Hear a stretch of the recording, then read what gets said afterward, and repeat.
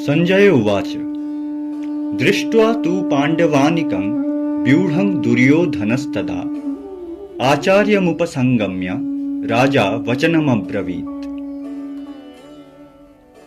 ধৃতরাষ্ট্রের প্রশ্নের উত্তরে সঞ্জয় বললেন, রাজন, পাণ্ডবদের ব্যূহবদ্ধ সৈন্যদল দেখে রাজা দুর্যোধন আচার্য দ্রোণাচার্যের কাছে গিয়ে তাকে বললেন, পশ্যৈতাং পাণ্ডুপুত্রাণামাচার্য মহতীং চমূং ব্যূঢ়াং দ্রুপদপুত্রেণ তব শিষ্যেণ ধীমতা।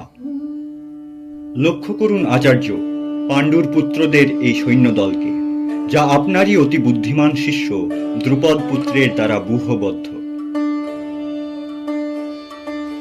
শ্লোক 1-2 দ্রষ্টব্য, দুর্যোধন বাস্তবের যুবরাজ হওয়া সত্ত্বেও সঞ্জয় এখানে তাকে রাজা বলে সম্বোধন করেছেন।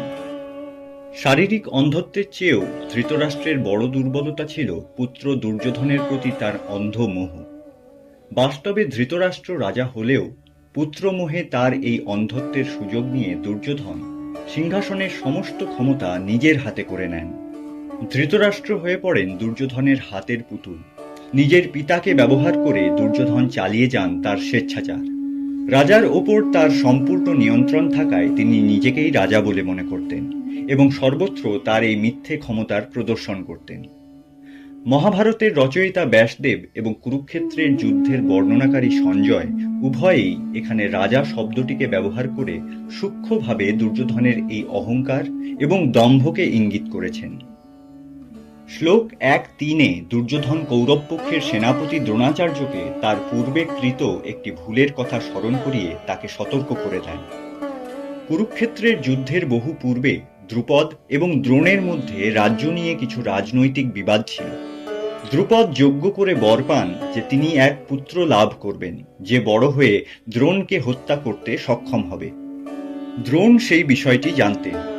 দ্রুপদ তার সেই পুত্র ধৃষ্টদ্যুম্নকে অস্ত্রশিক্ষা নেওয়ার জন্য যখন দ্রোণের কাছেই পাঠান, তখন উদার হৃদয় সত্যনিষ্ঠ ব্রাহ্মণ দ্রোণ নির্দ্বিধায় তাকে সব রকমের অস্ত্র এবং সমস্ত সামরিক কলাকৌশলের গুপ্ত তথ্যের শিক্ষা প্রদান করেন। দ্রোণের শিক্ষায় ধৃষ্টদ্যুম্ন একজন অতি পারদর্শী যোদ্ধা এবং সামরিক কৌশলবিদ হয়ে ওঠেন। ঘটনাচক্রে ধৃষ্টদ্যুম্ন কুরুক্ষেত্রের যুদ্ধে পাণ্ডব পক্ষের প্রধান সেনাপতি হন। তাই দুর্যোধন দ্রোণকে স্মরণ করিয়ে দেন পূর্বে তার নিজের হাতে করে ধৃষ্টদ্যুম্নকে শিক্ষা দেওয়ার ভুলটিকে।